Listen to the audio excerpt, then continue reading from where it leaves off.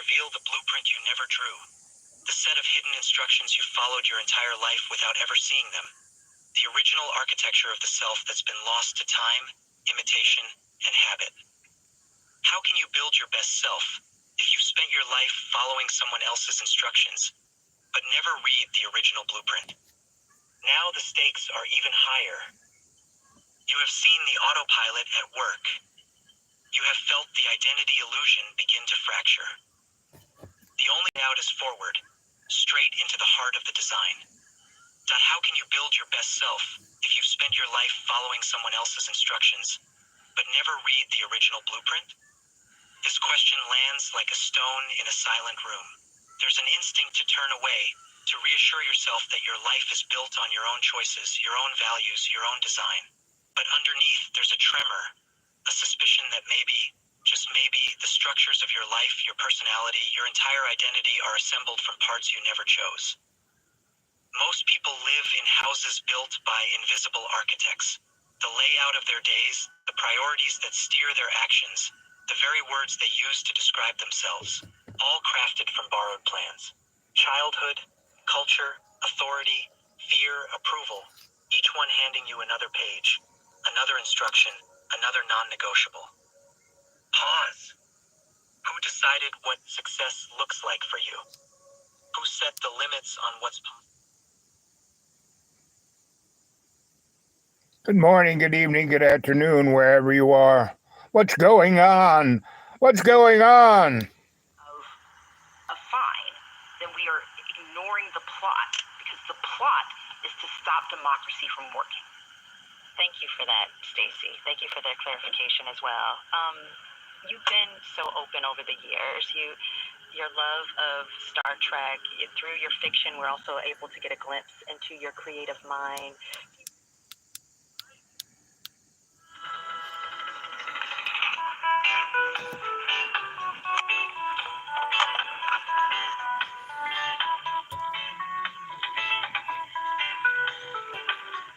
Uh-oh.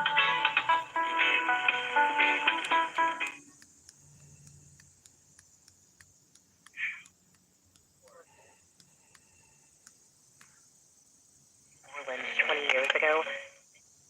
Trumpeter Etienne Charles and others on the Shaker Center stage in Boone, North.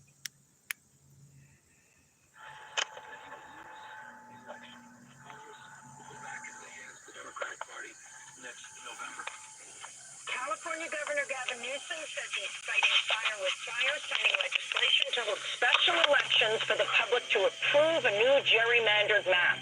This in response to Texas, where the state House just passed a new congressional map to flip 5 Democratic House seats at the request of President Trump.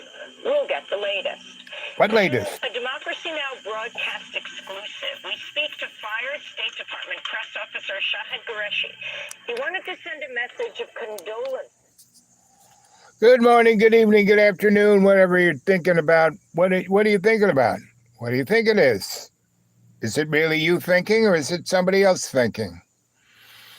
Here we are at 3 minutes and 47 seconds, or 3 minutes and 50 seconds, and 3 minutes and 52 seconds, and 3 minutes and 57 seconds.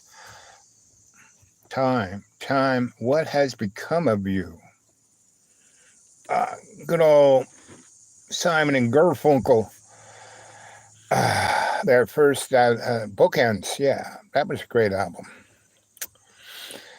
Yes, what happened become those good old days? Well, those good old days were pretty tough, you know.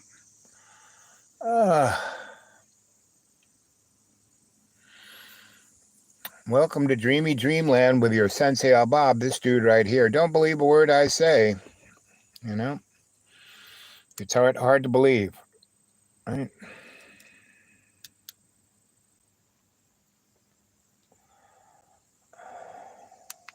Everyone that something isn't quite right. No. Not with the world. No. Not with other people. Oh. But with the experience of being you.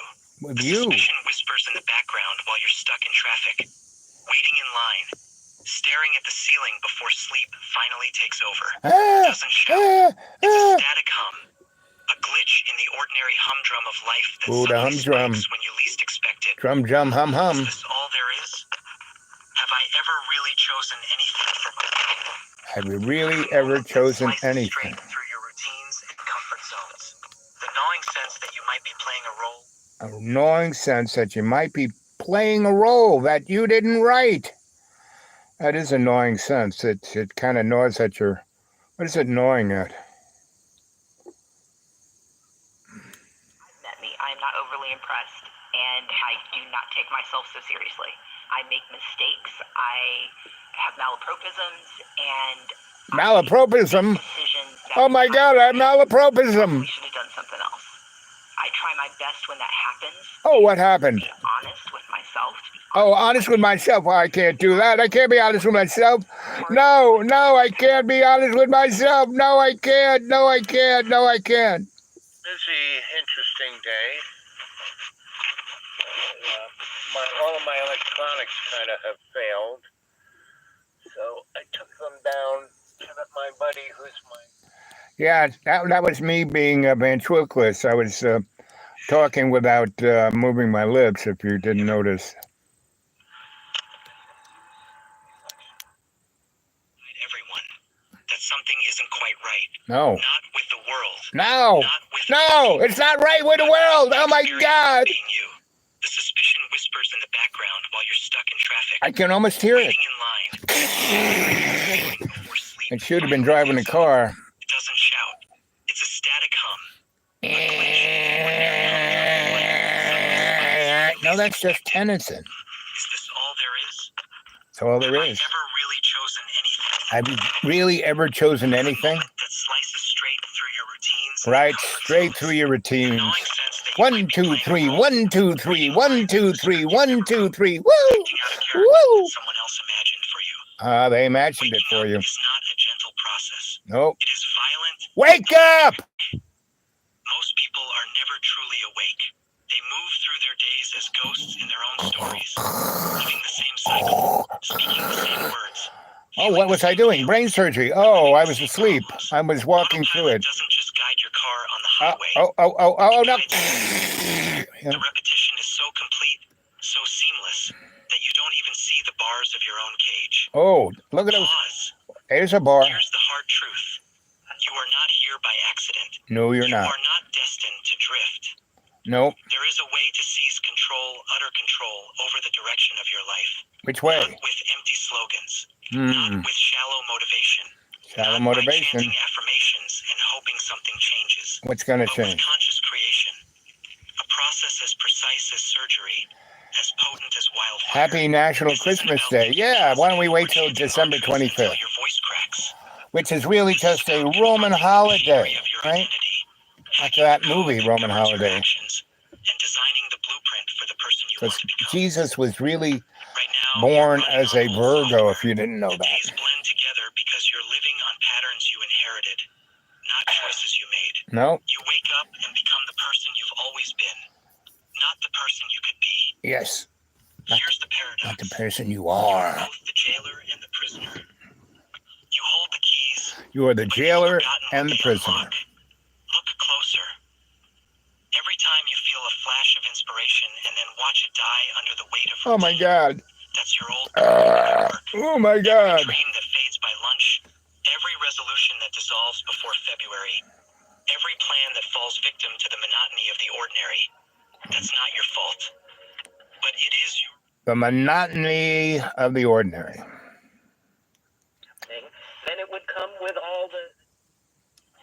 20 years ago, many of the city's veteran educators were replaced by young out-of-towners.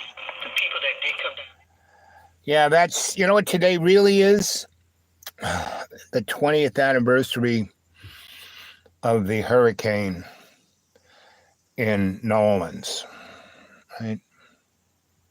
Anyone out there know the name of that hurricane? That's like do do do do do do do do do do do do do do. Anyway, we're going to tell you a story, right?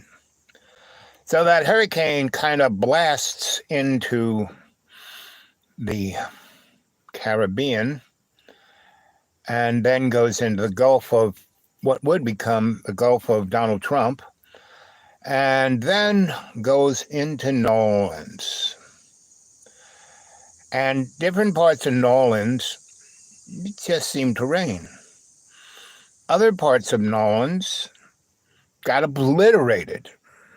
Right? And those parts were the poor and the black and the dispossessed.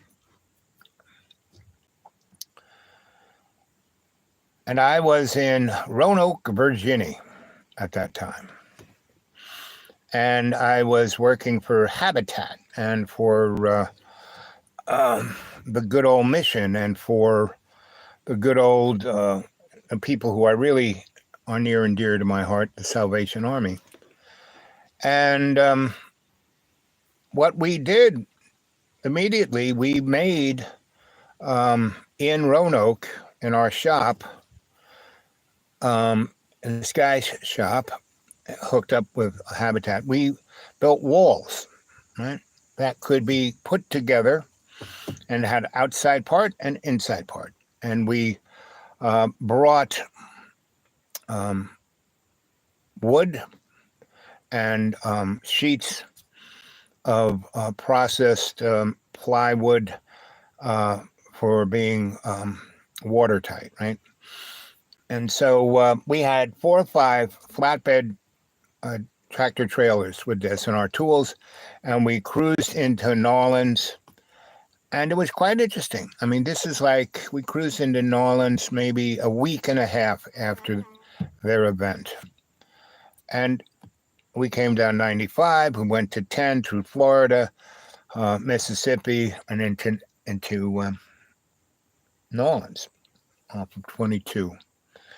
And we came in through the rich people's side and nothing was wrong. The supermarkets, everything was like no problem. We came around the backside and came into the devastated part, and it was just obliterated. And we pulled into this. We had contacted a church, and they had a large site that they were going to build something on, but right, but still that site was there, and they had brought power, and they had brought in water from the rich side of town because they were kind of right on it. And we stopped with our tractor trailers, and we brought ourselves our own forklifts, and we started unloading the stuff, and we started laying down. We brought a bunch of cinder blocks, and we were putting down, floors that we were going to build houses on, that we had all the walls built. And so that first day, we got about 20, house floors down, and we just started the next day sticking those walls together. And then we had pre-manufactured roof lines, and we were sticking them right on top of it. And that's when the building department showed up and said, "You can't do this." And we said, "What? This is a Tuesday. By Saturday, we'll have 40 houses built. So you can't do it. You have to go through the licensing process." I said, "What?" And they said, "You're not certified, and you're not licensed, and you don't have a state whoopee number." And I said, "We're not with this. We're a church. This is Salvation Army. This is Habitat for Humanity. We're coming to help humanity." And anyway, they said, "If you do not leave the premises, by tomorrow morning at 10 a.m., we will charge you with a felony and put you in jail." So we had no real option. So we left everything there, right? And all of the walls, we unloaded everything and kind of stacked them. We kind of, like I said, we had about 12 houses almost done. We kind of put the roof things on them and put the, OSB on top, and the other ones, we put one wall and leaned everything for that one house against it, so somebody else could come and just take that material and build a house, right? And I basically we left. By 10 a.m. we were gone, and I didn't go back to Nolan's until the 2010 when Obama was president, and the oil rig blew up in the Gulf of what would be known as the Gulf of Donald Trump. And I had a friend that I had known at Cornell. Let's see if I can show her picture. Do I have a picture? I think I do. She's a mathematician, right? So she is a person like me who really goes for the,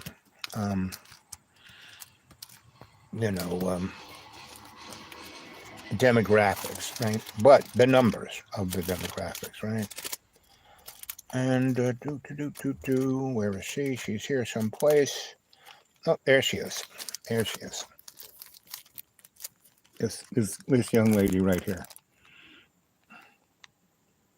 And this is a picture of us. I took these. This is when I was at Cornell, and I took these folk to a rainbow gathering, right, in North Carolina. Here she is too. Here's me and her. Right. She's a mathematician, rocket scientist. And I took them to this rainbow gathering. And they hadn't ever experienced a rainbow gathering. Anyway, so she and I, when 2010, that oil catastrophe happened to the Gulf of Donald Trump. And that whole thing is another catastrophe. So because there's at least 500,000 pinpricks into the ground, oil wells that were oil wells and then, cut off. And the reason that one in 2010 blew up was that good old Dick Cheney, the mighty Dick, the Hammer, as he's known, basically wanted to save $250,000. So they didn't close, when they were pulling up the pipe, they're supposed to pump down in concrete and fill up that hole, but he didn't want to do that. He just wanted to put a cap on it and leave it that way, because maybe they'll come back and continue it. But anyway, that's what caused, as they were pulling the pipe up through the rig, gas started to come up, because you're supposed to be pouring concrete to stop the gas from coming up. And it came up all the way and then went into the, the rig itself, and then exploded and then blew up, the wellhead. And that was it. There was no way to shut it off. And the oil just kept coming out. Well, there are 250,000 of those pinpricks in the Gulf of Donald Trump that basically can blow up like that at any moment. Now, don't believe a word I say. And good morning, good evening, good afternoon to you all. Hey, hit that, subscribe button. Hey, listen to your Sensie Owl Bob, but don't believe a word he says. I'm just here as your griot to tell you a story. So anyway, my buddy, the mathematician genius, this rocket scientist girl right here. I've always had really smart, amazing girlfriends, right? Who were smart, amazing human beings first. And that the dynamic between them was mutual respect of who and what we were, and appreciation of who and what they were, and the understanding of the relationship of mutual respect. And so that's where I was, right? And that's why I'm always with the women in my life, is that it's not sex. It eases into sex, but that's not the number one thing. The number one thing is appreciation, understanding, respect,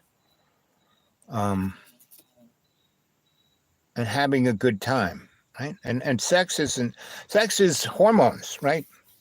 And if that's, those hormones are copacetic, you know, sex is about reproduction, right? Gender is about identification, right? And to try and force the round peg into a square hole, it's not a good thing. It's not a good fit, right? So anyway, so that's, she really didn't have too many boyfriends, right? Because she was always brilliant, like from the day she was born. And so this rainbow gathering was in Joyce Kilner, and that was kind of fun. So this is one of my photo books. I have over 100 of these, and some of them are quite large. So I have probably over 10,000 photographs that document my life, right? So this is the one I have in my car in my hand that it's easy to handle. I can hand it to people and say, hey, look at my life. So this is the house that George and Inga built the art school, right? And that's the school I bought and had for about 10 years and then sold to Johnny Boy's daddy in Johnny Boy's name. And that's a better picture of it. And that's another nice picture of where the environment is. That's kind of the front. And here my folks, they're both dead, long gone dead, died in 8. My mom's 102 in this picture. My dad is, motorcycle, guy.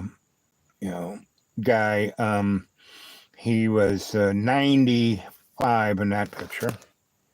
So, and my grandma lived, the one who took care of me, she lived to be 100.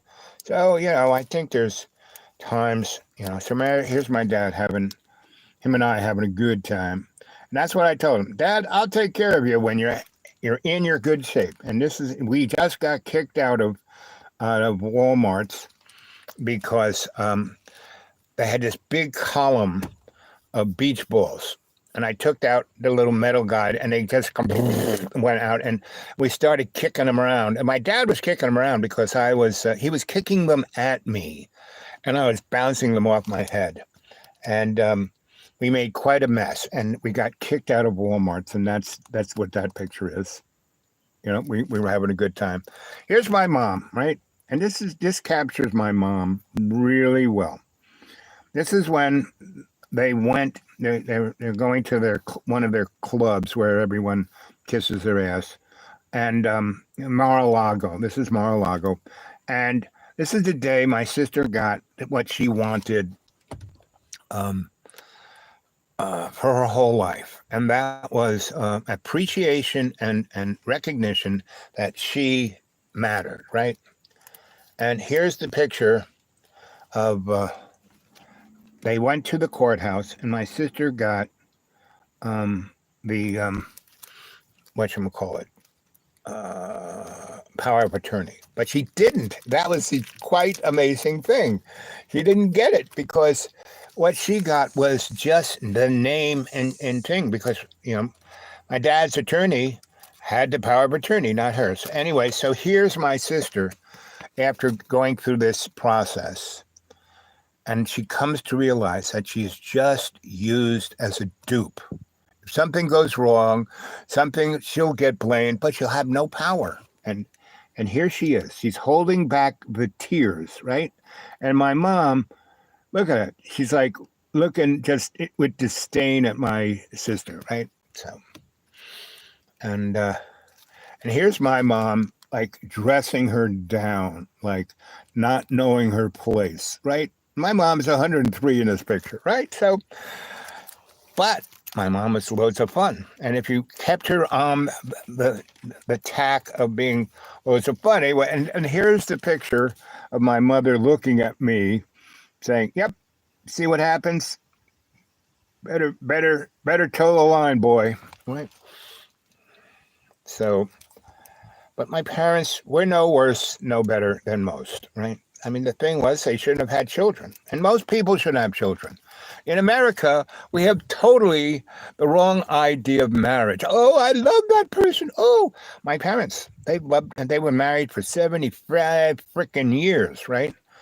I got a hold of, my dad finally convinced me I should take care of them when they were in their almost 80s. And I thought, they'll die soon. So sure, I'll take care of you. But you got to be fun. As long as you're fun, I'll be there. And I'll never live closer than 30 miles to you.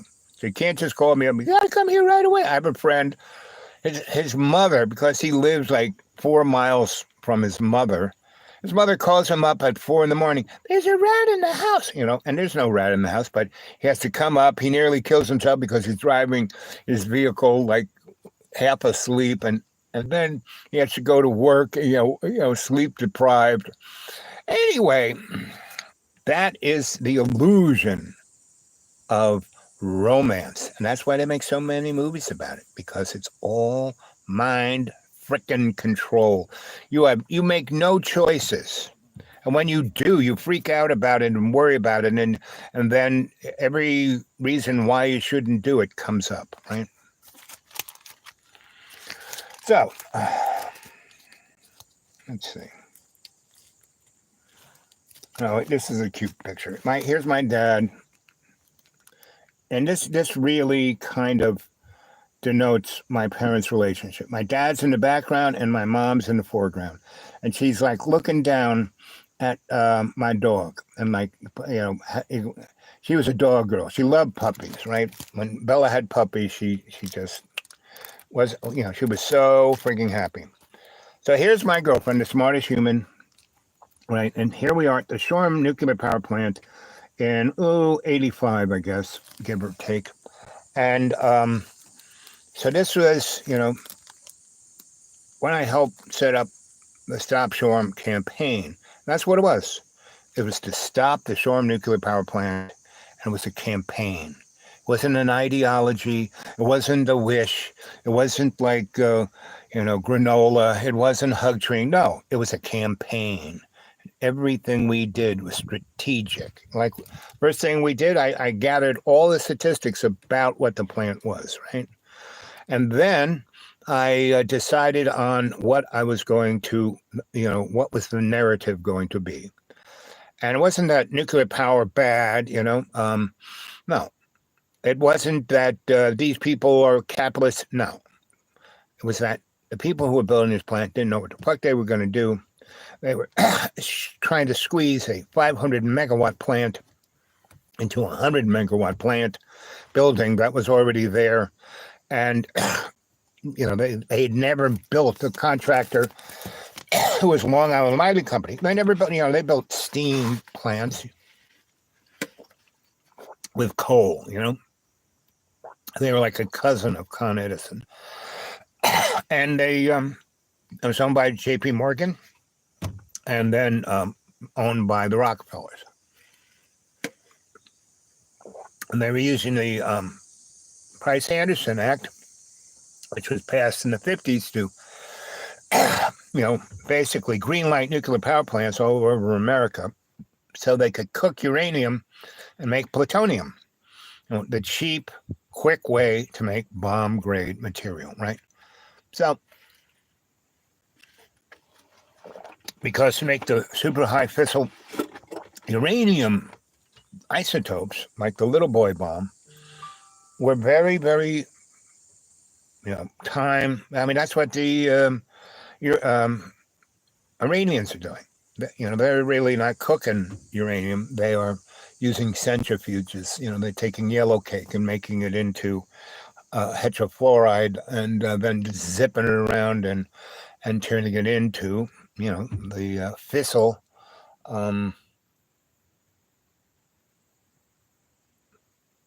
isotopes. Now, if you keep it under, around 30%, that's the stuff you then can make into fuel for reactors, right? And then you cook that uranium, and that makes plutonium, right? So anyway, that was, what the Shoreham nuclear power plant was, right? But it was like obvious because I went in there. Once I heard what it was, I kind of went to the Shoreham Long Island Lighting Company guys.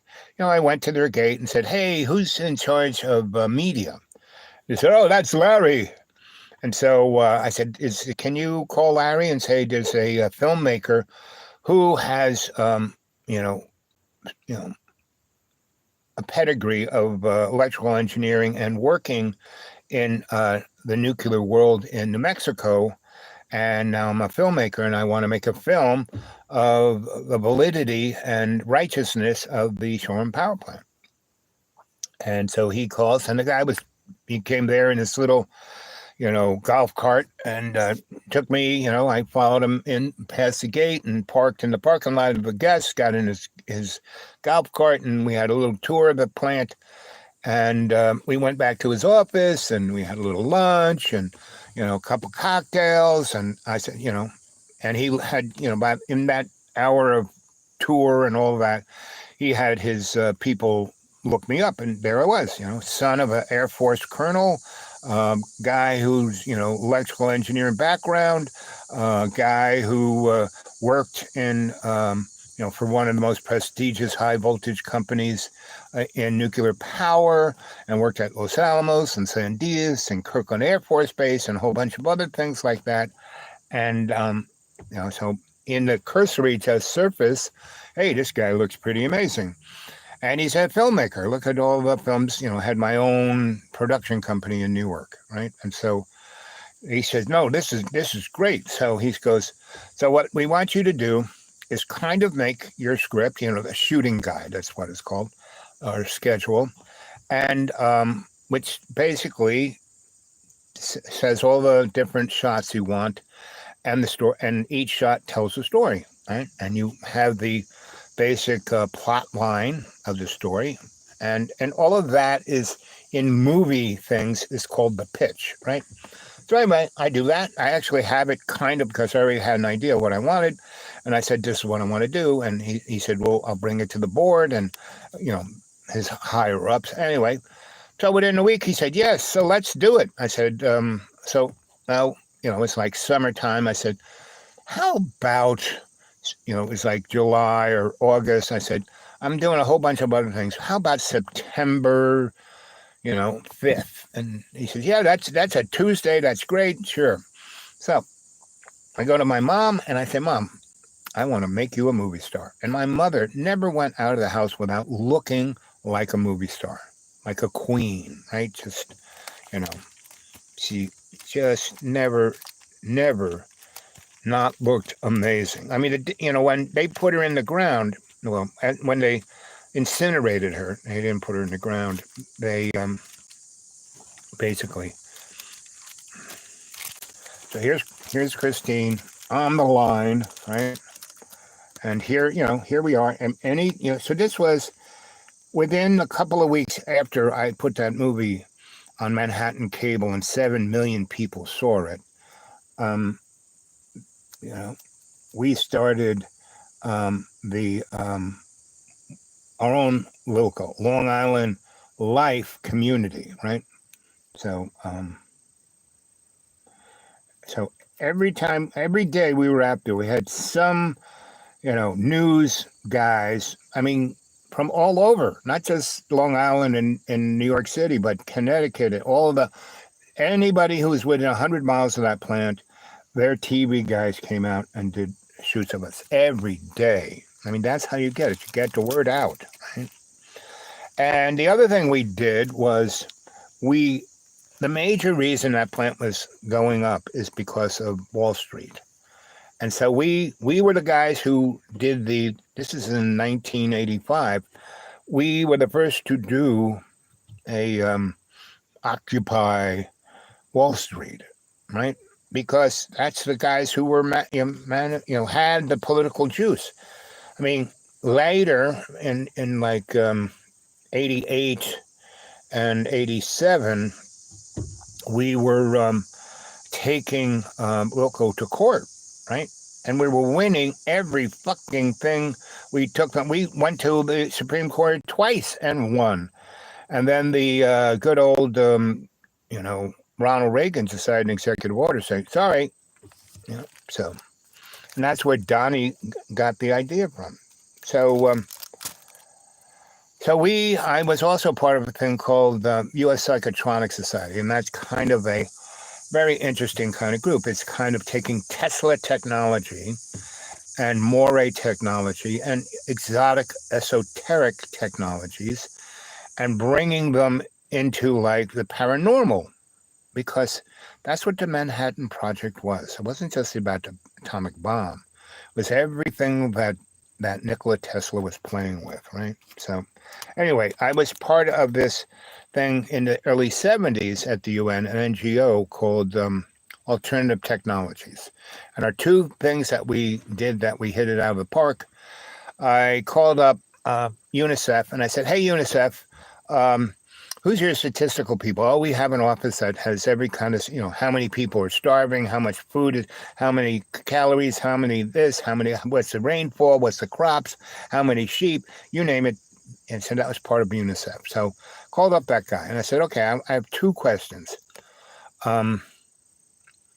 What is the most important thing to save lives in the third world? And he said, potable water. He says the thing that kills more people every year. It's not starvation. It's not even war.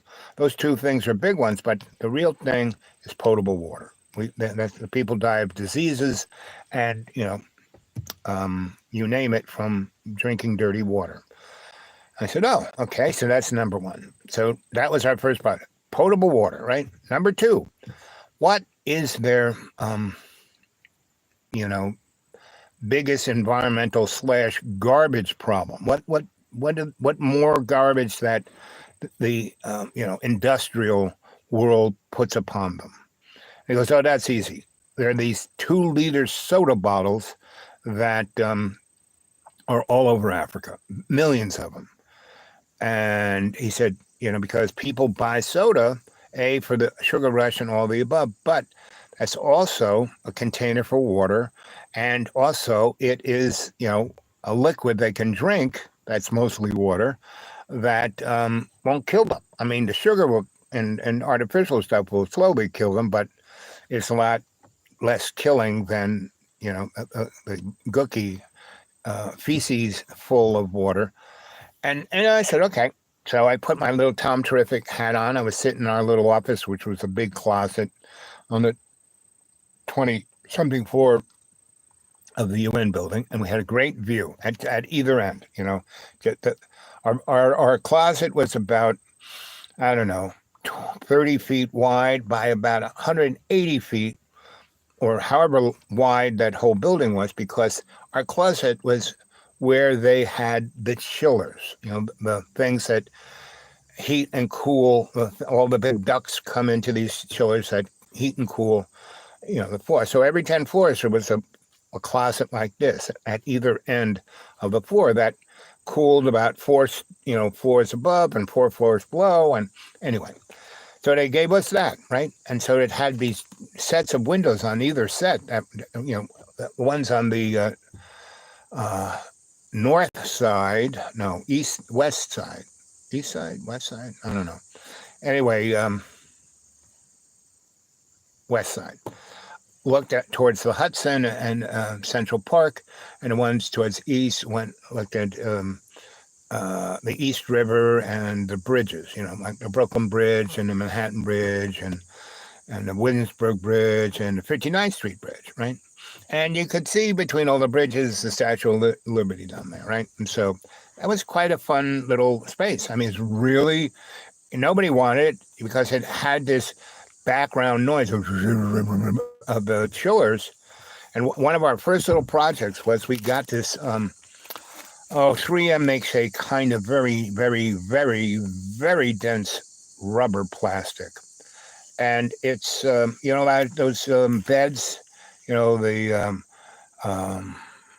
body form, or, really dense. It's made out of a rubber, foam. This stuff is a cousin to that, right? And if you cut them into anacolic shapes, these are geometric shapes that that are block the resonance of certain frequencies of noise. So if you cut a bunch of these and then glue them in specific places in a room, you can cancel out any sound. So when we first got that thing, that room was like a factory building, right? And they had that material on the outside of the building, so the people in the offices didn't hear the chillers. So we just got more of that stuff from down in the basement. We're all smart engineer types, and we did our homework and cut the shapes and then glued them on with the super glue that this stuff had. And we just, we had a sound device that we measured the different reflective points of the kind of noise, and we put them up there, sing. There was no noise. It was quiet as a church mouse. So, and when people came in, they were like, how did you do that? Like they're guys who were the engineer staff of the building. They came in and how'd you do? I said, we took that stuff you had down in the basement in those boxes by 3M, and I took that glue that they had, and we just cut them in harmonic wave blocking forms. Here we go, no noise. And I said, can you do other rooms? Oh, sure we can. Yeah, no problem. But that's not what we're here for. We're here to save lives. But, well, yeah, we'll show you how to do it. How about that? We'll teach you, right? So you don't have to come to us and bother us, but we'll show you how to do it. We'll do one room for you, and we'll show you how to do it. And so that's what we did. So we kept doing things like that for people in the UN institution, that we became their buddies. And so we would do these things for them, like the same thing. So, the UNICEF, they heard what we did with just the little foam thing. And when I said, I want to, purify all the water in Africa cheaply, right? And that everyone can do. And when they said, sure. So they hooked us up with John Hopkins and Rockefeller Foundation. So I went out and got, they sent me 500 of these 2-liter soda bottles, every type they had, right? And they also, with each group, they were like gigantic garbage bags full of them. And they basically said who made them, what they were made out of, the chemical composition. And one question I said, I want to know which bottle does not block UV. And I said, those are the bottles I want. But you can send me a bunch of others that block it completely, block it halfway, block it only a fifth, So that's the way you do science. You have a control, right? So anyway, we did that. And what we did was we got the bottles that blocked, UV could get through 100%, right? And had a cap, and we had put a funnel on top, and we went out and got all the gookiest water we could find, like from 2nd Avenue, that motor oil that had, you name it, every kind of ick in it. We went down into, being an electrician that spent a lot of time in what are known as Con Edison, what do they call them? Not caves, but they were like caves. It's where transformers are. And all the, and the sewer lines are up there, and they kind of leak, and the water down there is nasty. So I went down the cave, the Con Ed cave that went to the UN building, went down there and collected water down there. And so we had total control. We had everything very scientific, and our whole process was put the nastiest yucky water in one bottle and stick it. And so the ledge facing, the southeast, got the sun the most, right? And so it had a nice ledge. You could, in our 30 feet wide, you could put, and it was, I made the ledge bigger, so you could put 3 or 4 bottles for each spot so the sun could hit them, right?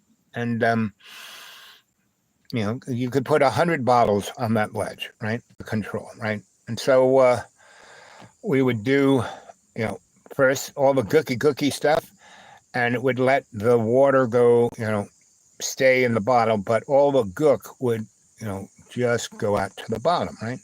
The next day, we'd have another clean bottle. We'd have a funnel on it, and we had cheesecloths on that, and we very carefully poured that water. So just the water went in there, none of the cookie stuff, not even the little gray film in the water.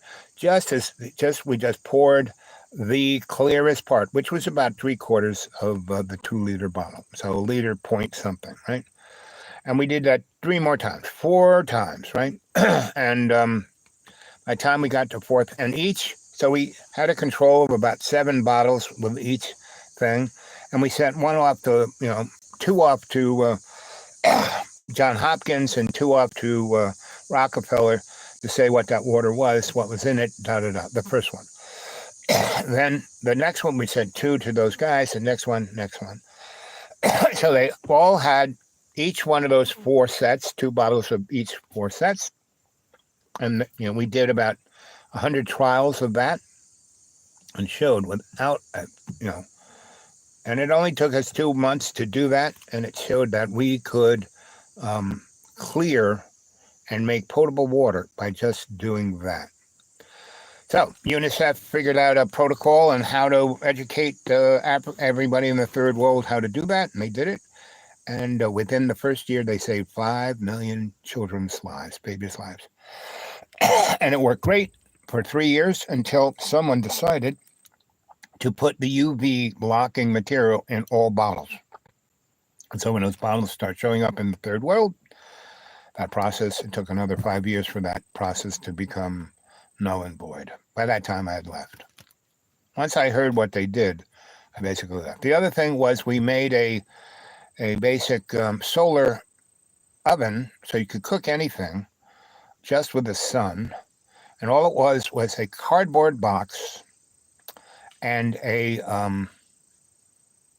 aluminum foil and a Mylar plastic mirror, right? That was like a concave, it was like a radar antenna, So it took the sun in and focused it on this point right here and magnified it, right? So that was the spot that it was going into the oven, right? And as the sun went around, you could track it, right? You could move that little,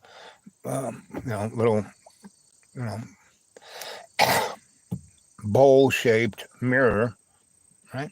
And we had this little plastic thing that you could, move it, track it, tighten it down, and anyway.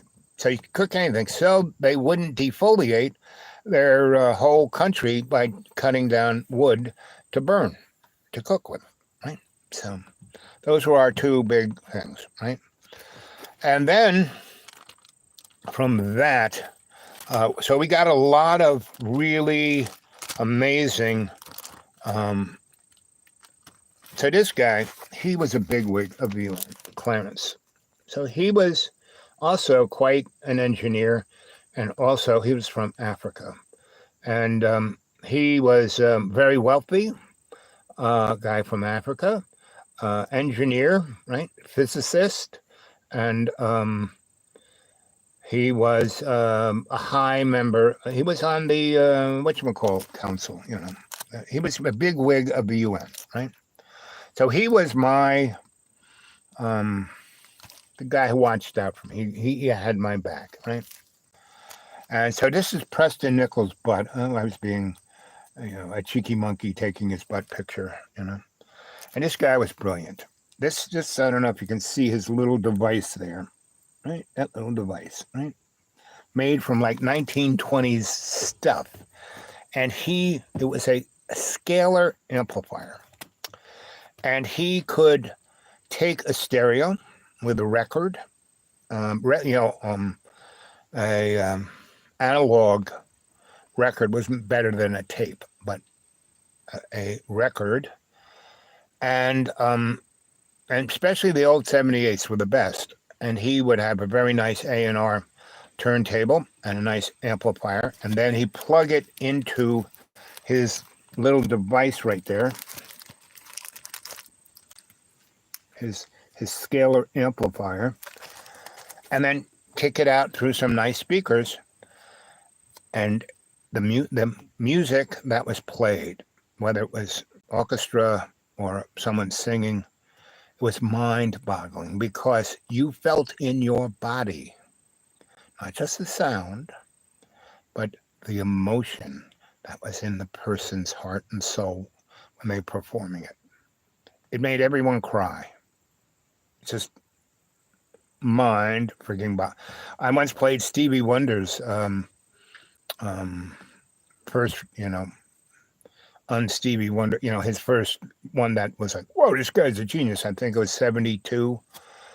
Anyway, so we did a conference in the early 80s where, so this guy was a guy named Dr. Knuckles, right? And he, with the guy who made television, what's his name? Whatever his name is, basically created what was in the 80s known as cold fusion, but real fusion. Basically, he worked on the hydrogen bomb, right? And then he created what was called the neutron bomb. Just the physics behind it. Didn't make the bomb itself, because he was going for free energy, right? He was going for what Tesla had done, right? Scalar confinement, instead of using an atomic bomb to make super duper X-rays and have lenses that could survive for 1/1000th of a nanosecond to focus the X-rays, the lithium ion deuterium to force a fusion boom, he used scalar waves. So no atomic bomb. And that's what made the hydrogen bomb very radioactive, was the atomic bomb. And then the fusion experience that was motivated by the primary, the atomic bomb, was, that radiation was amplified. So that's why the original hydrogen bombs were so dirty. But then the neutron bomb was like a hydrogen bomb without the dirtiness, right? So that guy, Dr. Knuckles, right? And this other guy, he was truly he was a Canadian physicist, really, really, really, what was a Canadian? There were these two Canadian guys, and this guy was one of their proteges. Anyway, so we had a truly interesting weekend thing. It was in the early 80s. The internet was there, but there was no, I think, whenever the World Wide Web? No, I think it was just on a board that we put up. So physics, so universities and engineering things and lots of corporations were part of the symposium. It was like a Zoom, our version of Zoom, right? And so 1984, so I'm not quite sure. No, I can't ask because I'm using the device to talk to you that I would talk to Google. Anyway, so that was that. So in 1984, we truly had quite the interest. So here's Christine again, and this is we took a vacation in February, and I took her down to Kitty Hawk, North Carolina, which I love. And I spent a lot of time in North Carolina in the 60s. And here's my beach. This is my beach in Long Island, right off of the Mauritius. And this was a little slip of dirt that was between the Great South Bay and the Atlantic Ocean. And my part actually had the Atlantic Ocean on it, right? And so we had our own private beach, and I was going to build millionaire houses on this. And my dad freaked out that because we had this company and I could write checks, right? So I bought this thing, this 100 acres of beach on the Atlantic, right next to Southampton, and had a right of way to build a bridge over to Southampton, right? And my father freaked out that I did this without asking him, and it cost us $200,000. And all the other buildings had already kind of rehabbed, and then we were renting out. And this is just after the 1986 savings and loan collapse, where everything in real estate was like, that's why I got this for $200,000. And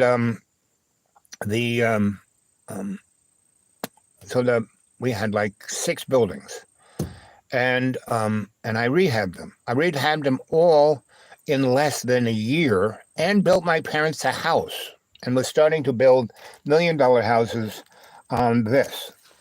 And our rent roll was $42,000. All the buildings I had rehabbed and we rented them out. Our rent roll was $42,000 a month, and he was worrying about that I spent 200 grand without asking him. And then he pulled the plug on everything, because he was like, totally, he had no idea what I was doing, how I was doing it, because, wasn't in, he sold, salon, end papers, things to, curl your hair. That was his empire, built on my mom's idea. But anyway, and my mom thought it was a great idea, but she didn't give a fuck. She was already in the zone of dying. My mom was in the zone of dying after she had gotten everything material she ever wanted, and it was like still the same. And my mom and I talked about existential things like that all the friggin' time, right? Let's see. We'll ask my sister if she remembers anything. Do do do do do. Boop boop boo. Boop boop boop boo. Boop boop boo. Do do do do. Do do do do.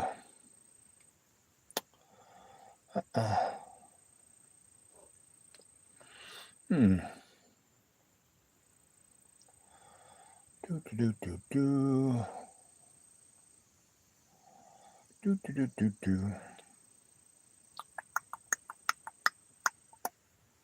There we go.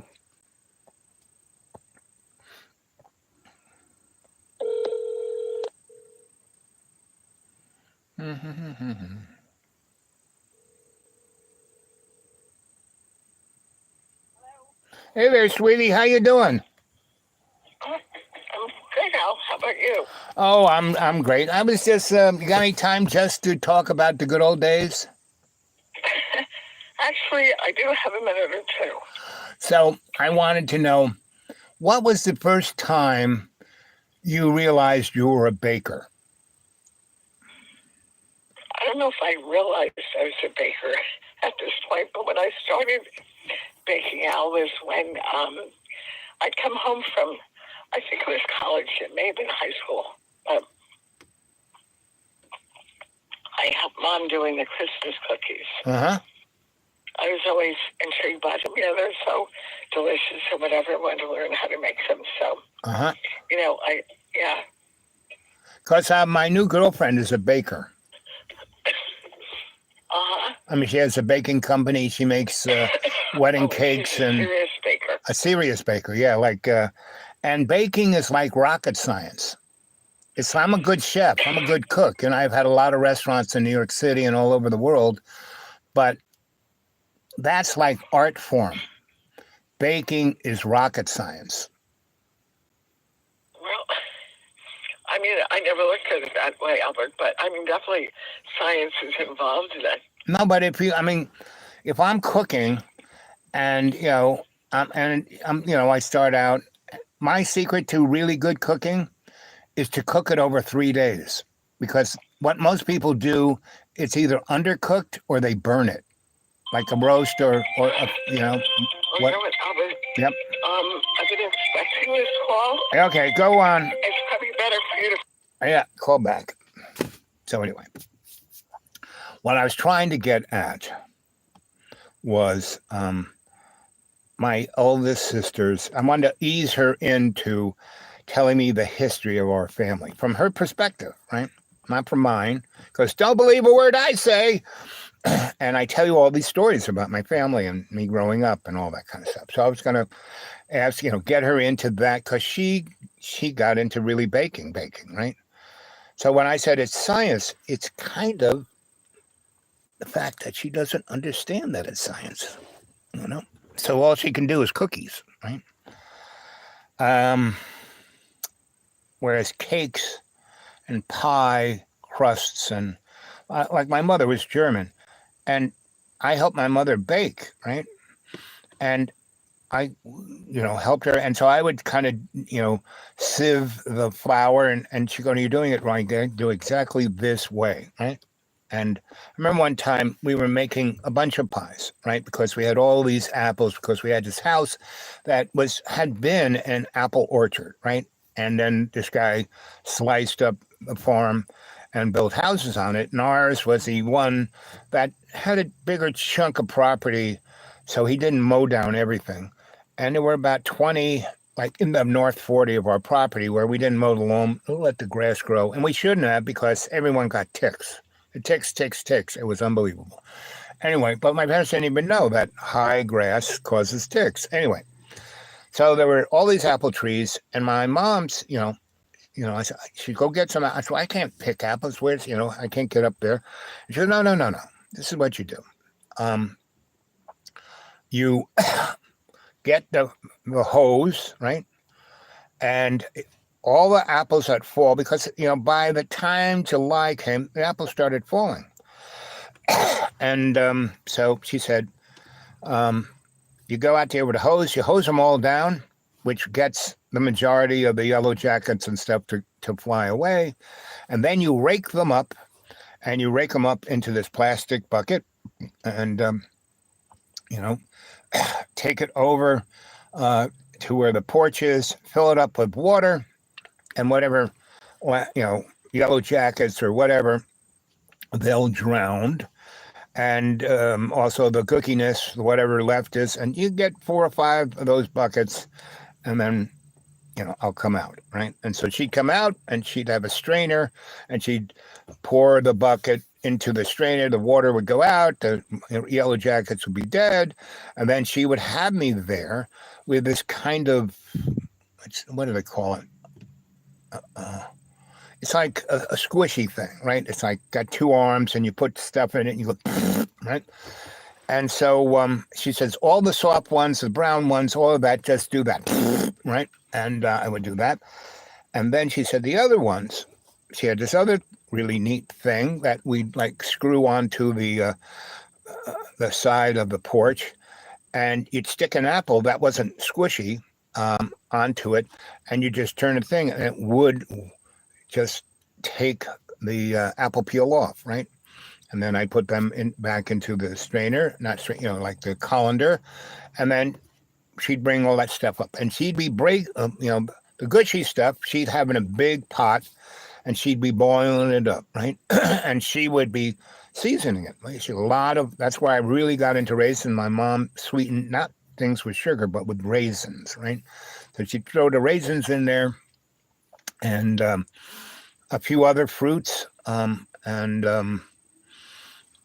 then she'd let that sit, right? And then she'd put it into Tupperware things and put them in the freezer, right? So, and then when we were going to make these, what she'd call kugelens, right?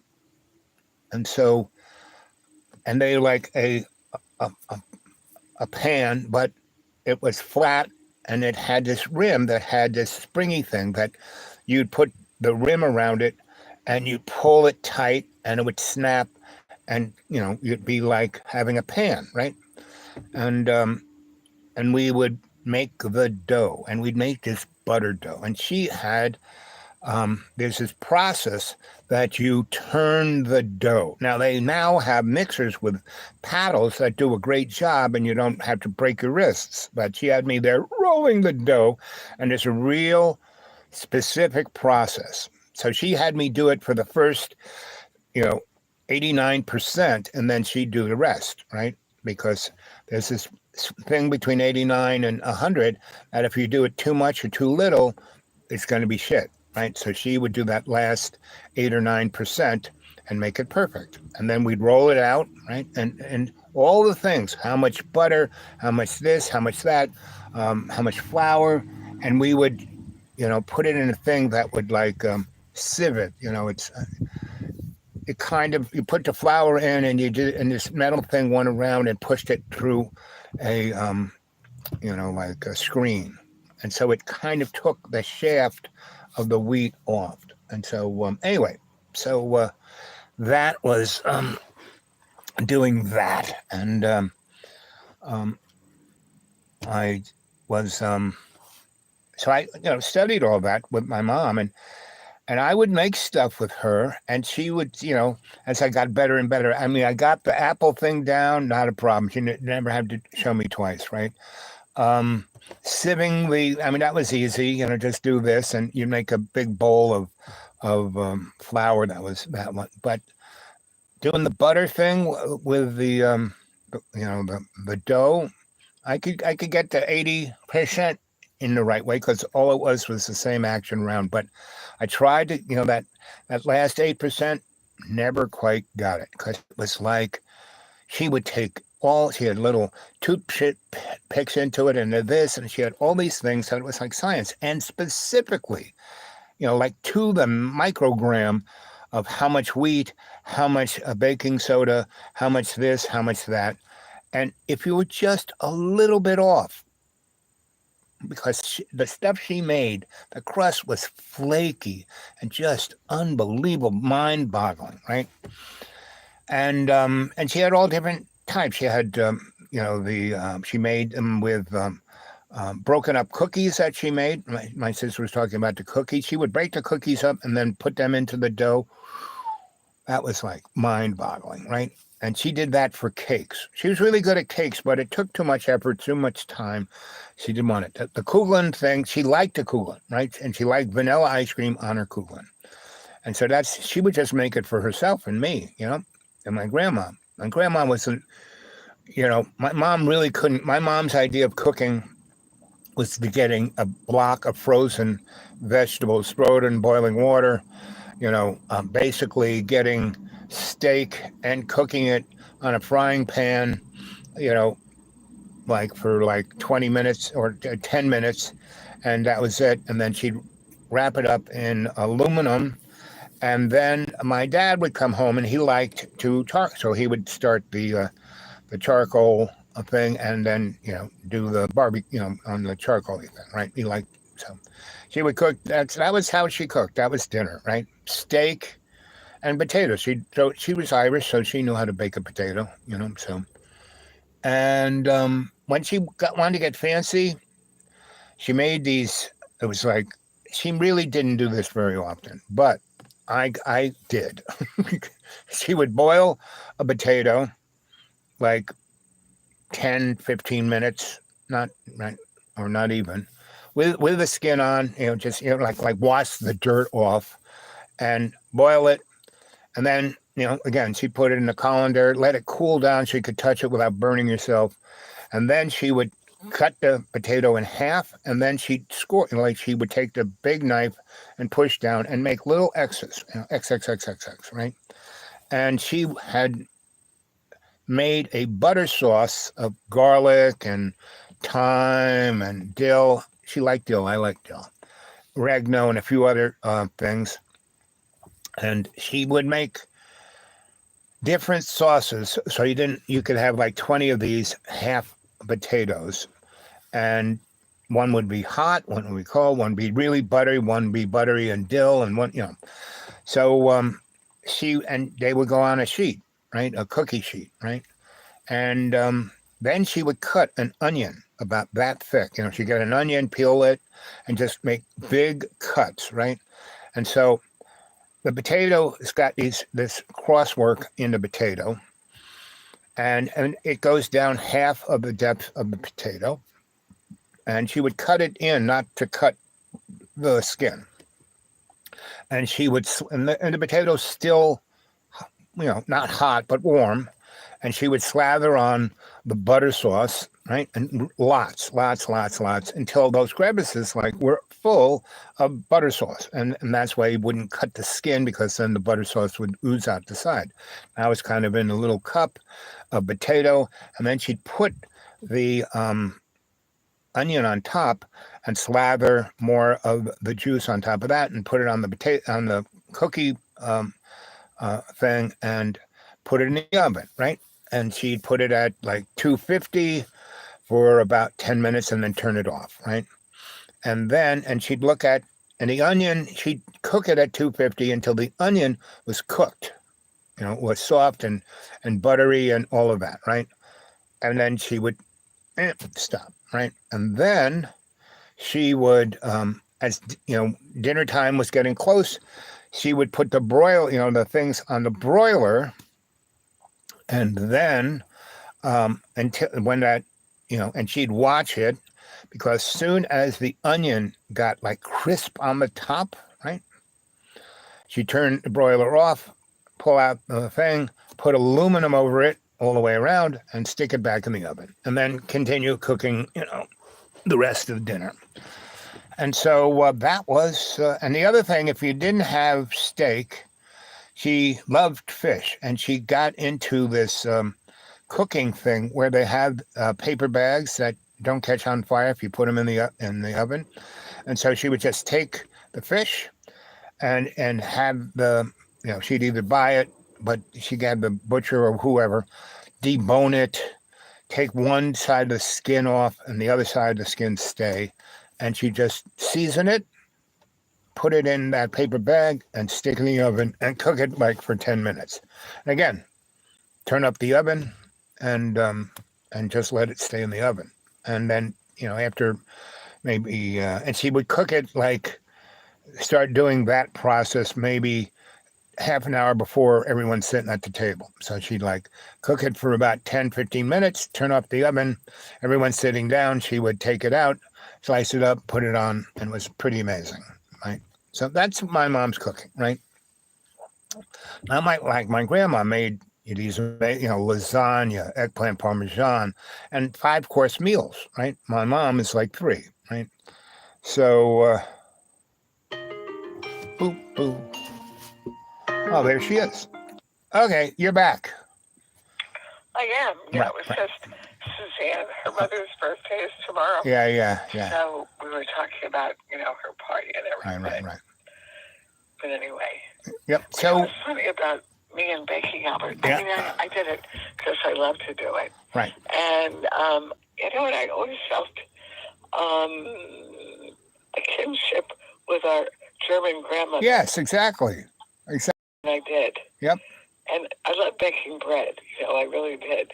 And I still do it, but not as much as... I remember I I used to come visit you once you split from your husband and you had all those kids and you had that, what was it? That first nice house you had? That was a nice... The one in Rumson, you mean? Yeah, the one in Remsen. Not the big fancy one on the water, but the one that was kind of on the hill off of 17. Oh, that's in Mountainside before Yeah. we moved down here? Yeah, Mountainside. That was a nice house. Yeah, it was. Yes, that was a nice house. And was that 17 that was the main, you kind of turned off onto your road and you went up that hill? Was that 17? No, there was it wasn't a major road.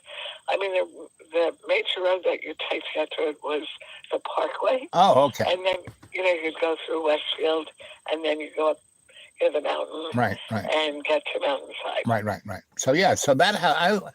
So once you were off on your own with the gang, basically I used to come and visit you. And even before, when you lived in that apartment, and your husband, he got me to do electric work. You remember that? I don't. Oh, but I was staying in that apartment building. He had the apartment building you guys first lived in. Weren't there more than one of those? I'm sorry? That apartment building you first kind of lived in?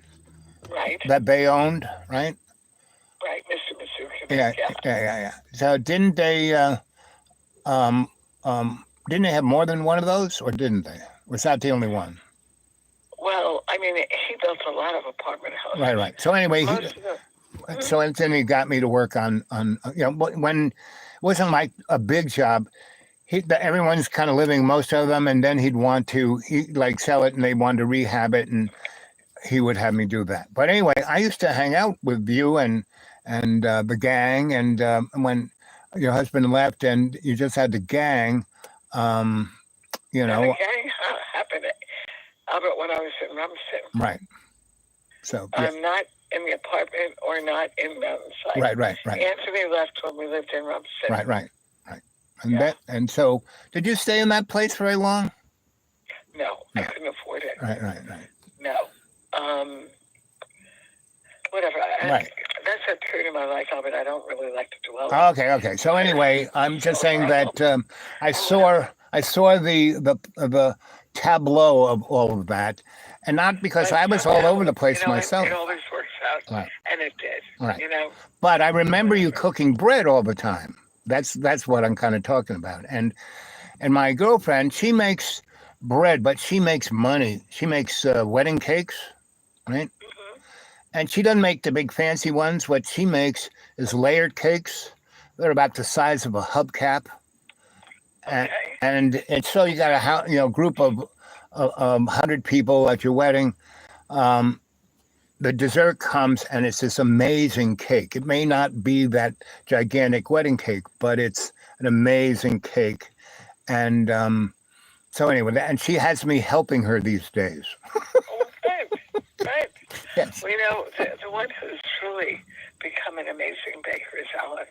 And when we talk about, cakes, because they do catering, from their restaurant. And she makes beautiful cakes. Right. Her artistry comes in. Right. But she's the one who's truly carried on, the mantle of the baker, right? So anyway, that's I'm re-exposed, and I was just ruminating about Mom's coolants. Remember? I make it all the time. Right. And it's been spread far and wide. Yes. So I would go pick the apples, right? I would clean the apples, pick the apples, and help Mom make that. And it was interesting because she had such a process down, and she did everything, like I said, scientifically. And because it had to be exactly this much flour, this much baking soda, this much this that. Whereas when I cook, it's more like it's like having lots of, I can, it's not too sweet, I can add stuff, but baking, you can't do any of that. If you don't do it right. Oh, yeah. I do it, Albert. Right. So you know what I'm talking about. It's No, maybe I alter things as I go along. In baking? To me, yeah. The thing is about flour, it's all in the texture. Yeah. A lot of times it'll say so much, but if it's not the texture that you need. Exactly. Yep. It's opposite to what you're saying. Well, texture is, again, a more of a scientific thing than just Well, it's learning. Right. It's learning, from doing. Experience, right? Really, well, my girlfriend, she's really, how she bakes. So this girl is a real traveler, and it's like me. I'm a real traveler, and my one thing I could do wherever I went, even if people didn't speak, if I when I lived in Europe, there were a lot of places I lived, I didn't speak their language immediately. But once people knew I could fix electrical things, they came and got me, So that's her in baking. So she can go anywhere and start doing it. She came here because we have a lot of wedding temples, up through the mountains. There are all these people with big places so they could have weddings, and people stay there. And that's like one of the major things that go on around here. So she saw it online, and so she came, and she... where was she from? Tulsa is kind of where she came, and then she went to Detroit, and her parents died, and she was still, pretty young, so she basically went to Chicago where her grandmas were, and then they went back to Tulsa because they had a farm, and then she just hit the road. Wow. Yeah, so she is African American, she's Cubano, she is Northern Italian and German. So she's a true American. Yes, 100%. She's like she's a melting pot. No, she's a salad bowl. Okay, whatever. Well, no, melting pot is Velveeta cheese. Basically, or what was that thing in the 70s where people had long sticks and they had bowls of cheese and you'd stick stuff in it? Don't you remember? Okay, that was the big thing. Anyway, no, a salad bowl is when you have separate flavors on top of each other, and they're very individual, but together they're amazing. Right. That's a salad bowl, right? Okay. So- Yeah, whatever. Yeah. Well, it's a big difference between that and Velveeta cheese. Well, that's true. If you're melting things together, you come out with one thing. Yeah. Yeah. Yeah. Anyway, And- so that's her. She really is a salad bowl because she has this German, Northern Italian white skin you can't believe. It's like ivory, right? But she has hair like a lion, just Angela Davis' afro has nothing on hers. And she puts it in German braids. Oh, wow. Yeah, she got these two, Anyway, and her facial thing, she has the cheekbones of a black person, but a nose of a Roman. She's truly, like I said, a salad bowl. She ain't no melting pot, right? So and she really is quite, we make quite the couple. And she's 27 years old. So it's it's a, what do they call that? Winter to summer relations. Yeah. Yeah. And she likes the fact that I am the age I am because she goes, you are just who you are. You aren't a manufacturer of all these things you haven't figured out what to be. So anyway, so we get along great. And she says I'm a really good helper and because she tells me what to do and I do it exactly that way. So anyway, so yeah, I'm having fun and she comes and gets me so I don't have to drive either. That's another. Oh, that's good. Yes, because my Jesus wagon wouldn't make it. So you and I, we were the two sick children, right? The two what? Sick, infirmed. Oh, sick. My whole yeah, exactly. Yeah, from age birth till 10, I was sick every friggin', especially on my birthday. Like in Florida, it just nearly died there the first time we went. Anyway, so you and I, we had that in common, right? Mm-hmm. When did you stop getting sick? When did you say? Because at 10, when I ended up in that Florida hospital and you guys had left and it was just Mom and Aunt Gracie, it was like, I've had it. I'm not getting sick anymore. Then I didn't get sick I anymore. remember having that aha moment. I think for me, Albert, is when I had my tonsils taken out. That made a big difference because I got a lot of throat infection, So it was probably really when I was 10. Right, yeah, about the same age. And I had no operation. I just said, that's it. I'm not getting sick because... Well, in those days, so you were a little bit younger. Right. But when I was, young, if you were sick like I had been, they always said... Take out your tonsils. That'll, right. make all the difference. Right. And for me, it did. Right. But it's interesting today. They don't do it. No, not at all. But whatever, Right. So anyway, I got over that, and yes, I've never really been sick since. I had all of my. I've had, when I got super heavy, I had to pay for that. So that's why I'm getting a new hip and I hobble around and I got diabetes and the whole, but I have the same kind of blood thing that Dad had, but I don't get to transfusions.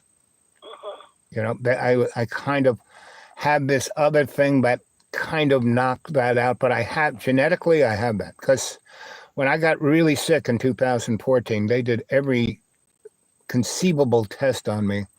And so they kind of found that one out. So anyway, and I should have known, meaning taking care of Mom and Dad for 28 years, I should have been a little more judicious, but with myself, but I was having too much of a good time. So anyway, I survived it. And it was a good time, I have to say. Those 11 years were quite fun. Anyway. But so that's what's going on in my world. How's our brother doing? I haven't really spoken to him since his surgery. I think I haven't heard anything, so I have to assume he's doing much better. Right. Right. Yeah. I hope he is. As far as anything else, I'm not sure. Right. I keep praying for him. Mhm. So you're going to have the hip replacement. Mm-hmm. Yep, I did my homework. I told you the whole Did story. you ever hear from Get Through to Rockville Center? It's no. I mean, I got you the number you gave me. I call it up. I get the answering machine, and I'll either get the answering machine or I will get. You are 9,000th on the thing. You have 15 years to wait on mine. So I've tried every time, but I having Meg has our sister has in her business. She has a digital person who understands the bureaucracy, and I said, "Oh, I can do that, no problem." So I sent her all the information, or I'm sending her the information. So I'm gonna see how that works out. So what is she going to do? She's going to get a copy of the birth certificate. Yeah. And the other side of the coin is, the birth certificate. It is my slave identity. Do you know what a birth certificate is? Birth certificate. It's not when you're born.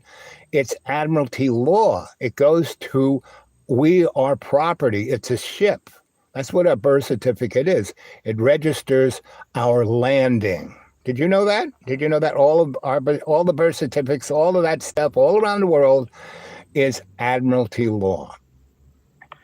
Well, some of them are not accurate because. Oh, no kidding.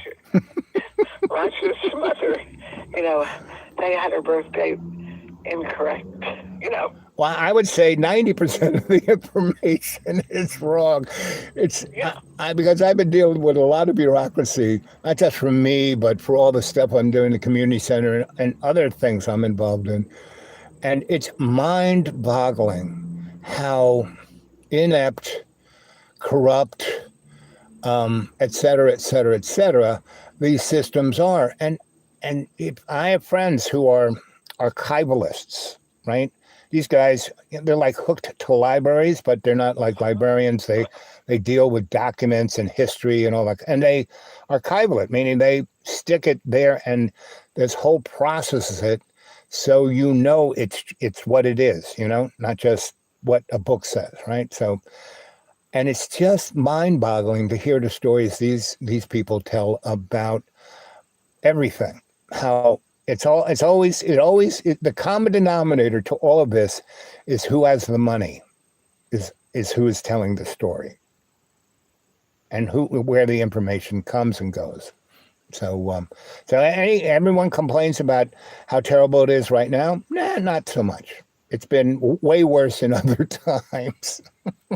Now it's kind of inconvenient right now, and but there's a real opportunity. There really is an opportunity if people step up to take control. It's like what we did with the Shoreham Power Plant in Long Island, That was just a handful of old ladies and me. We were the first starting, in Marge Harrison's kitchen, drinking vodka and eating pancakes, And then, we grew it into... it was a strategy, it's like a military thing. And the people with the money were so, we're powerful, rich, these people are nothing. No, we got the community. And the rich guys thought Loco thought they owned the people because everyone in Shoreham, they paid their taxes. They built them a new school and a new hospital, and they thought that's all they had to do. But once we educated the folk on what was going to go down, if that plan ever went online, and it wasn't, we weren't ideological. We weren't saying, oh, nuclear power bad. No, we're saying this plant is bad. These people don't know what they're doing. They're incompetent. I mean, that was where we were coming from.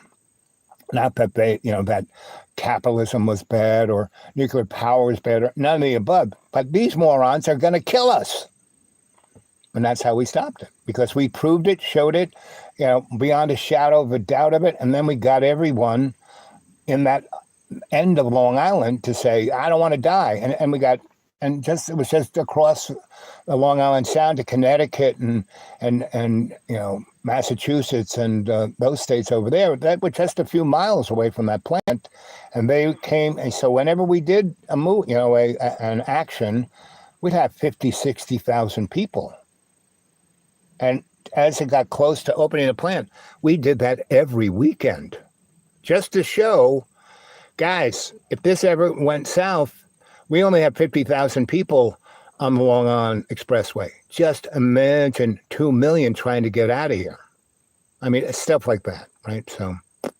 So that's what we have a real opportunity, because things really aren't bad. People don't know how bad things can be. Right now, they're not bad. And they can still, and they're just playing games, Republicans, Democrats, they're both the same guys. They have to become community. That's the real deal, becoming community. Otherwise, But that's not going to help out. right. It's not going to happen. What, becoming community? Yeah. Well, Not right now. Not the way the whole climate is. but Mary, I've the never seen climate was country the more same. divided than it is now. Oh, Mary, no, the climate in Long Island was super rabid Republican, like Michael, our brother. That was the average Long Islander, then. It's not just Michael, Meg too. Well, Meg's on another planet. And that's the other thing.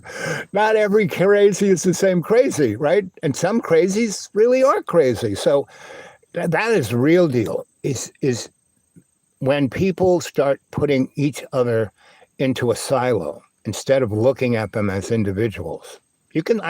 Meaning around where I live, this is the biggest, mega crowd you could ever imagine. And I go along with everybody because I take everyone one at a time.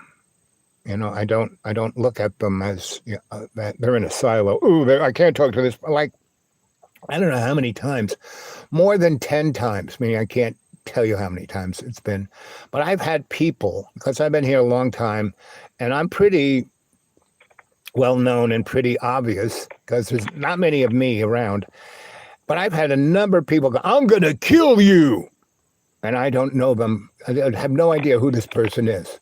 And instead of getting upset, I go, "Excuse me? I'm going to kill you. You make me feel so blah, blah, blah, blah." I said, well, hold on. First off, I want to apologize for anything I've ever said, done, or anything that might get you to want to kill me. And now I want to hear everything you need to say to me. And then they go off, right? And I don't say anything. I don't try to jump in. I don't try to show my point of view. I just listen and go, mm-hmm, uh-huh, yeah, uh-huh, uh-huh. And then, don't you want to respond? No, keep going, uh-huh, uh-huh. Don't you want to make your point? No. Don't you want to tell me how I'm wrong? No. I want to hear what you have to say. Uh-huh, uh-huh. And then after however long it takes them to do that, I go, let me get this straight. I hear you saying, and then I'm repeat it, almost verbatim. And then they start to cry. And then they hug me and say, "You're the only person who's ever listened to me." And that's all you have to do. You don't have to argue. You don't have to tell them they're wrong. You just listen to them. And you pick out the things that you can identify with. Yeah, I feel the same way. Because pretty much I'm consciously listening. And see, that's the thing, to be conscious, not to be stuck into a point of view or an opinion or something that's not even mine. And that's most of the people's problem, is that the opinions they have aren't even theirs. Right? I have no idea. Well, it's a church or some political structure or they watch Fox or they watch MSNBC. It's not their opinion. Mm-hmm. Yeah, something they've copied from whatever they've heard. Right. Yeah, that's all it is. And the powers that be use that structure to manipulate the general public. That's for sure. And Mary, you're old enough, I'm old enough to remember these aren't the worst of times. I mean, the 70s, from 1968 till 1991, New York City was bankrupt. They didn't collect the garbage. It's like, yeah. Right? And where I lived, that's the most groovy, the Lower East Side is the most groovy place to live. They got skyscrapers in it. No, I know. It's definitely come a long way, that's for sure. Yeah. What's going on with Meg? I haven't talked to her in a while. Oh, she's just doing her thing, And that's the beauty of Meg. She's just doing her thing, It's just, and she does a lot of, she's doing her business and she's doing pretty good at that. She's really always, that girl is always, she cleans out her voicemail every day, but by, 2 p.m, it's full. My voicemail takes like 6 months to get full, I forget I have it. I go, Well, the thing is, when you call her on the phone, Albert, half the time you can't even leave a message. right, that's what I said. She clears it out every morning, and then she'll by 2 p.m, she's got so many messages on it that it's meaning really to get Meg's attention, just text her. Now my problem is, I live in the deep green, a beautiful place. I haven't really left here for a week and a half because it's so pretty, and my hip is so bad that I can't really get around. So that's why. And I did my homework. I had this one guy who's one of the first people. There's 2 ways of replacing your hip. You go in the side, right, and they cut the big muscle, and then once they put the thing in and they put it all back together, you are stuck with 6 months of physical therapy. No, I know that there's another way to do it that's so much easier. Right. Yeah. You go from the front. And so this guy is the only guy who does it around here. I went to him, and I told you my story with my heart, and I got platinum things. So those guys actually got me hooked up with him. And I went and talked to him, and it was really nice. He took all the x-rays he needed to take, and he's, other guy said, oh, well, we have to replace both your hips, both your knees, every joint in your body. He said, no, your hip's the only thing, that one thing, that's it. It'll bring your body back into alignment. He goes, yeah, you have arthritis, and no joint replacement will cure arthritis. You have this, you have neuropathy, and none of that would cure neuropathy. I have all the stuff Mom has. How she would walk around and go, ooh, ah, right? That was her neuropathy. And I have that. Now I'm well trained in controlling my mental system. And so pain is a good thing. It tells you when something's wrong, right? But things like arthritis and neuropathy, which there are things that can make it better, but it's genetic and also age, right? Al, the connection is garbled right now. How about now? I'm not hearing you all the time. Do I hear better? Do you hear me better? That's a little bit better. Yeah. I just have, I'm holding here. Let me see. I'm trying to. I'm out in a tree. There's not, there's certain places I can get a phone signal. How about that? Can you hear me now? Yeah. That's good. Okay. So we're. It's very interesting because I've had issues with my knee, but it really didn't happen until. Was that your meniscus thing in San Francisco? Well, that was my right leg. It's never been a problem after that. This is my left leg. Ah. All of a sudden, I had surgery for my meniscus. Yeah, years ago when you. Yes, right. Yeah. But and that was 20 years ago. Yeah. No, this was my left leg. All of a sudden, about a year and a half ago, it really was starting to bother me. Huh. And then first it was just the knee, and then it became the muscles in my thigh and my calf. Uh-huh. And I think there were a lot of things going on. One of them was trying to find a cholesterol medication. Everyone, the statins. Yes, exactly. I was just about to say that. Yeah, right. I didn't take it. I stopped taking them. But I finally, I had did go to an orthopedic guy, and he said, it's bone on bone, like with you and whatever, that ultimately you probably will need surgery, but I do have, you can do it. Cortisone shot or hyaluronic acid, whatever. Right. He, after the x-ray, never did any more exploring what the cause might be. Right. He just said what it was, not the cause. Exactly. And I knew there was something going on. Exactly. And that's the problem with medicine. They just have No, but let me just tell you, Albert. Yeah. Gabriella had, told me about this guy's a sports medicine guy. He's very young, and he does alternate things.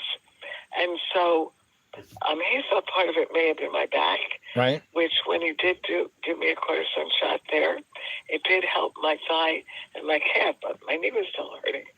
Then he took an ultrasound in his office, and he found that there was fluid on my knee. Uh-huh. And he said this goes along with what you've been saying, that all that had happened after this one trauma.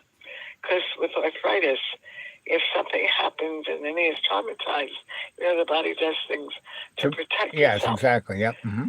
So, it created a fluid. And that, Albert, to me, was worth everything in the world to know that. Right. And then he gave me a shot that he said is time released, and that, my patients are calling it the miracle, mm-hmm. drug.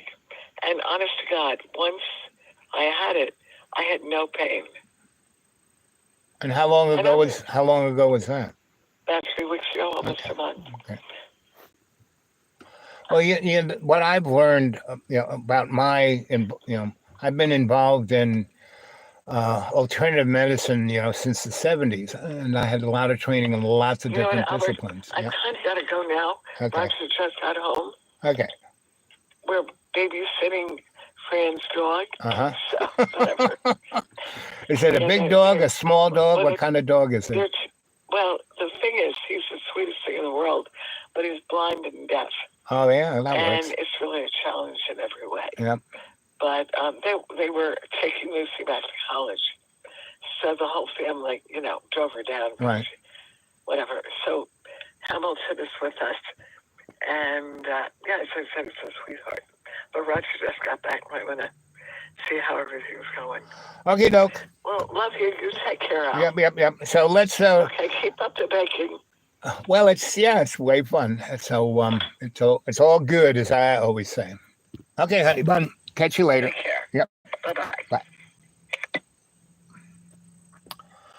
Well, that's my sis, right? And she's great.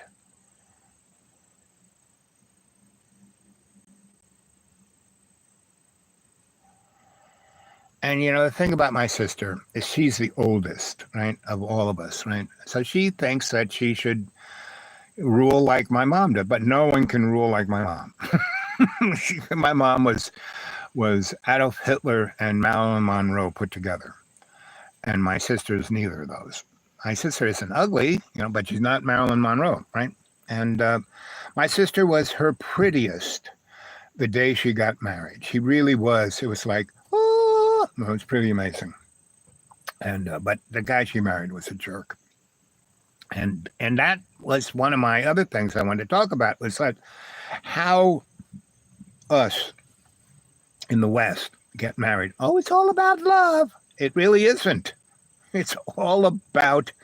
so I've been married 5 times. 1 on paper, and the other 5 was I was committed to those women like I was married, And they wanted a husband, not a boyfriend, and I was their husband, right? They didn't want kids, they didn't want this, but they wanted a husband, someone true blue, someone totally committed, someone, involved, not just going on a date, right? And so I did that with 5 other women, and I had great relationships with them, and they all, I could sense at the point when things were going to, we were going to split, but it wasn't a split. It was more like, okay. And they just started doing other stuff, right? And not like with, I need to have sex with somebody else. No, that was never the problem, right? It's just that they wanted to grow. I helped them grow extraordinarily, which gave them an opportunity to grow even more, right? And they wanted to try another venue in their growth. So, and that's kind of how I had relationships. And I've never had, here I am in my late 70s, and in the last, year, since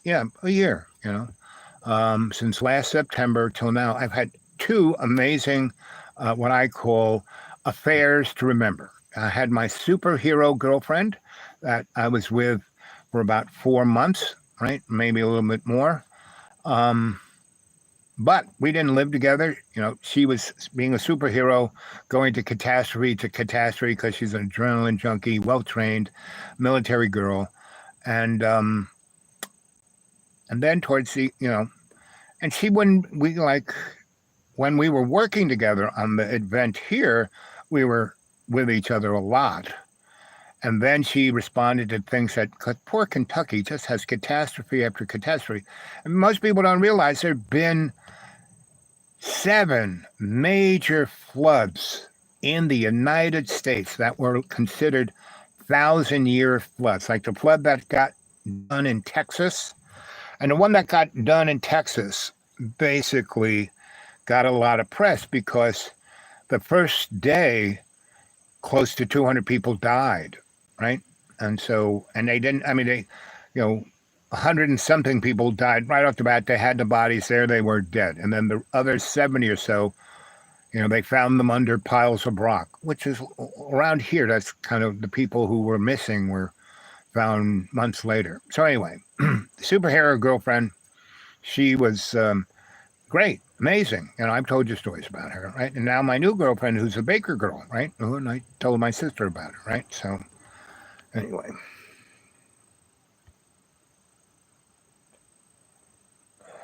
I wish all you guys could please put things in. Look how Jamie does it, right? He puts it in, your sister is close, good to hear her heart. Yep, she is. She got a great heart. All my brothers and sisters, my parents had a great heart. My grandmother, everyone in my family has great hearts.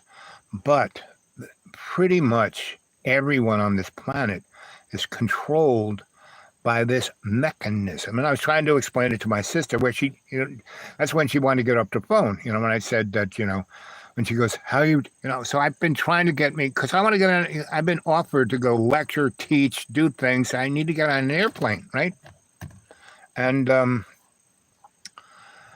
I can't do it and I guess God doesn't want me to do it, right? And I'm now starting to tell the people, like in America, you want me to come and get me, send an Uber. But it's 800 miles. How would it cost $1,000? Well, that'd be what the airplane ticket is. So anyway, so here it is. The story's been going on for an hour and 47 minutes. I hope you got something out of that. I hope you enjoyed it. I'll talk to you later. Boop, boop, boop, boop.